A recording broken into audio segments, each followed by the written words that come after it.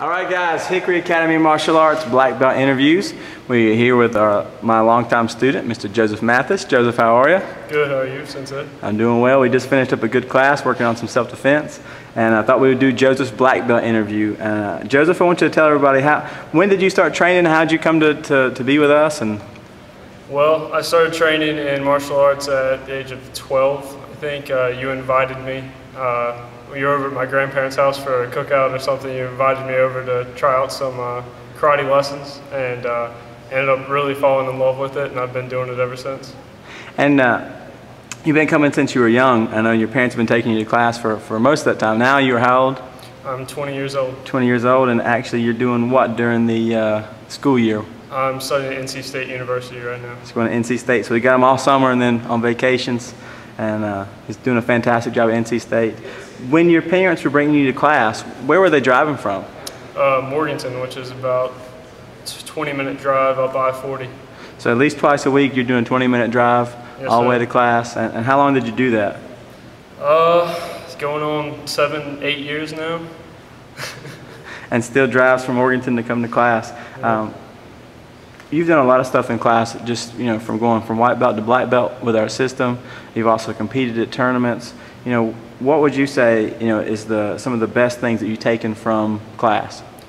I think the confidence that comes from what you learn from martial arts. Like I think not just in sports or athleticism, but I think I've gained confidence to try other things like outside of the dojo. Like it's definitely given me confidence to seek different clubs and stuff at NC State, make new friends. Like I joined the judo club down there and everything. I think that's tied in a lot with what I've learned here. And that's a good point. Joseph's been a big part of his judo club at NC State and doing some judo and jiu-jitsu with some guys down there, kind of expanding on his martial arts. And he also did a really interesting thing in high school with martial arts. What did you do at your high school? We started a karate club at my high school. It was the first club of that kind at Patton. And really, you say we, but I know you took a lot of initiative in that and were really key in kind of doing that club and making sure that got started. And I think that's one of the big things I've seen from you off the mat is you really become more assertive, become a leader, and really your passion for martial arts is left not in the training hall, but you've taken it out into the world with you. We've got a lot of guys and girls that are similar situation, that coming up as a white belt, gold belt, blue belt. What are some things, some advice you would give them, when they hit that wall where they want to quit or they're having trouble getting motivated for class? What would you tell them, to overcome those obstacles? Just to work through it. I mean, the rewards that come from it it's so much greater than the pain that you have during training and everything like that. It's worth it in the long run. Right, fantastic. So it's definitely worth the effort, yeah? Yes, sir. And what would you say to those kids that maybe haven't started class or are thinking about starting classes? What's the best advice you would give somebody that's wanting to do martial arts or thinking about trying martial arts?